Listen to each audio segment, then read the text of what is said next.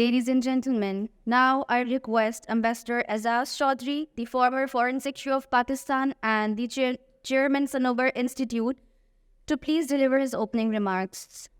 I must at the outset thank TMUC for making this venue available for this National Conference on Security and Foreign Policy of Pakistan.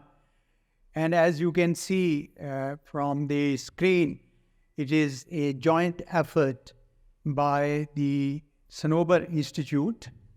जंगे अजीम दोम के बाद world order बना था, वो तकरीबन शिकस्त हो चुका है. तो इस वजह से आप ज़्यादा कोशिश ये है कि किसी तरीके से इस बात का इदराक किया जाए कि हमारी दुनिया में क्या हो रहा है और ख़ित्ते में क्या हो रहा है, और उसकी नज़र में पाकिस्तान की क्या पॉलिसी होनी चाहिए ताकि हमारी जो सिक्योरिटी है, हमारे जो बॉर्डर्स हैं वो महफूज हो सके, लेकिन पाकिस्तान के अंदर जो दाखिली सिक्योरिटी है वो भी बेहतर हो, और हमारे खारजा ताल्लुकात इस तरीके से तश्कील दिए जाए कि हमारे लिए आने वाला वक्त जो है पुराने गुज़रे वक्त से बेहतर. ये है इसका बुनियादी जो मकसद है. ख़ुसूसन अगर आप हमारे खित्ते पर देखें तो आप देखेंगे कि मशरिक़ में हमारा हमसाया है हिंदुस्तान, जहाँ ख़ुद काफ़ी मसाइल हैं. वो एक RSS के नज़रिए के तहत हिंदू रियासत बन रहा है, जिससे मुसलमानों में और क्रिश्चियंस में बड़ी एक खौफ की सी कैफियत है. और वो कश्मीर के ऊपर भी वहाँ उनकी जो मुसलमानों की जो अक्सरियत है उसको उसकी जोग्राफियाई और जो मुस्लिम अक्सरियती इलाका है उसको तब्दील करने जा रहा है. इसी तरीके से पाकिस्तान से कोई 7.5 साल से उनके ताल्लुकात नहीं है. अगर मगरब में देखें तो अफ़गानिस्तान के बॉर्डर पे भी मसाइल हैं, और वो TTP का जो मसला पाकिस्तान को दरपेश है. ईरान के अंदर भी बॉर्डर के मसाइल है, अगरचे ईरान के साथ कोई हमारा तनाज़ा नहीं है, लेकिन बॉर्डर के फिर मसला भी अखबार में आपने पढ़ा होगा या TV पे सुना होगा कि किस तरीके से उन्होंने हमारी टेरिटोरियल इंटीग्रिटी को वायलेट किया है. चीन अलबत्ता एक अच्छी न्यूज़ है, जो पाकिस्तान के साथ अच्छे ताल्लुकात रखना चाहता है, और पाकिस्तान भी चाहता है. और जो चीन का ओवरऑल आलमी जो नज़रिया है कि हम बेल्ट एंड रोड इनिशिएटिव हम बनाएं, जिसमें सारी दुनिया के मुल्कों के ताल्लुकात आपस में विन विन की प्रोपोजिशन पे कायम हो, और CPEC भी उसका एक हिस्सा है. तो लग रहा है कि इंशाल्लाह वो आगे बेहतरी की तरफ जाएगा. लेकिन कुछ मसाइल आलमी सतह पर ऐसे हैं जिनका भी इदराक हमें इनको इस कॉन्फ्रेंस में करना होगा. कोई 4 थिएटर्स ऐसे हैं जिनके बारे में बहरहाल हमारी सबकी आगाही होनी चाहिए. एक तो US चाइना कंपटीशन है, जिसकी वजह से ये ख़तरा पैदा हो गया कि कहीं सर्द जंग दोबारा ना आ जाए और दुनिया कैंप्स में बट ना जाए.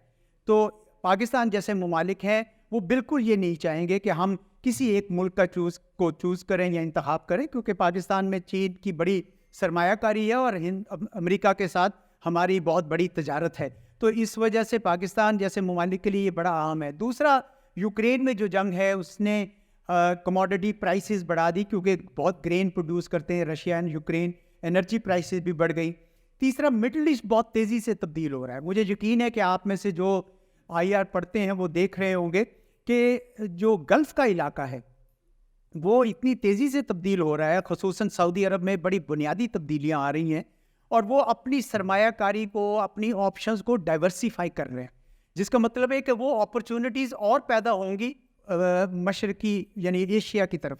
तो पाकिस्तान भी उनका उसमें हिस्सा ले सकता है. और उन्होंने तो हिंदुस्तान के साथ मिलकर और इजराइल के साथ मिलकर एक प्लान भी बना लिया था, India middle east Europe corridor, जो अब खटाई में पड़ गया है, क्योंकि गाज़ा में इस वक्त बड़ी खून रेजी हो रही है, जिस पे हम सब बहुत दुखी हैं, क्योंकि फ़लस्तीनियों के साथ बहुत ज़्यादा जुल्म हो रहा है. बहरहाल ये बातें भी सारी पाकिस्तान के मुस्तकबिल को मुतासिर करती है. और चौथा थिएटर जो है, जिसका जिक्र बहुत कम होता है लेकिन मैं आपके सामने इसलिए करना चाहता हूँ कि वो मेरे ख्याल में बहुत अहमियत रखता है, वो है इंडियन ओशन. बड़े मैरीटाइम स्ट्रेटजिस्ट कह के जा चुके हैं कि जो 21वीं सदी आएगी उसके अंदर जो मुल्क और जो ताकतें इंडियन ओशन पे गलबा हासिल करेंगी वो पूरी दुनिया पे गलबा हासिल करेंगी. और इसी वजह से आप देख रहे हैं कि America, UK, France, India, Japan, Australia, ये सब कोशिश कर रहे हैं कि इस इंडियन ओशन के ऊपर अपनी जो कार्रवाई है, एक्टिविटी है, वो बढ़ा दें.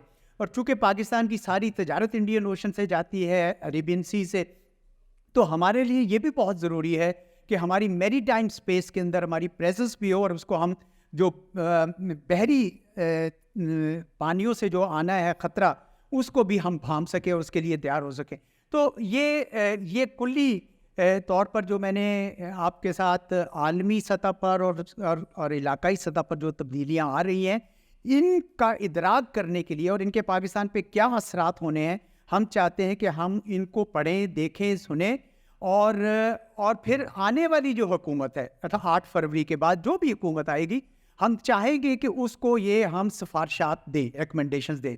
اور حکومتوں کو ضرورت ہوتی ہے اس قسم کی سفارشات کی, کیونکہ ہم تو بالکل پرائیویٹ سیکٹر سے, اور اس وقت میں چونکہ فیصل صاحب نہیں ہیں تو میں تقریباً تینوں کے بہاف پہ بول رہا ہوں کہ یہ ہماری کاوش یہ ہوگی کہ ہم اس اپنے پیغام کو آگے پہنچائیں.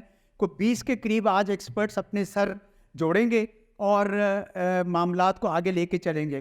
I must also say that I'm very pleased to see these students in such large numbers. Students, you are students today, but you are the future of tomorrow's Pakistan. So therefore, it is very important for you to also absorb whatever is happening during the tea breaks and elsewhere. You can always intermingle with so many learned people who are authority in their own realms. They are lifetime practitioners of politics, diplomacy, warfare, and all the other related tasks that they need to learn. There are also leading academics present here. So I think it is a great opportunity for all of us to benefit from this pool of wisdom. And we hope that by the end of the day, we would have in our hands some very concrete and useful recommendations. So let a productive day begin. Thank you.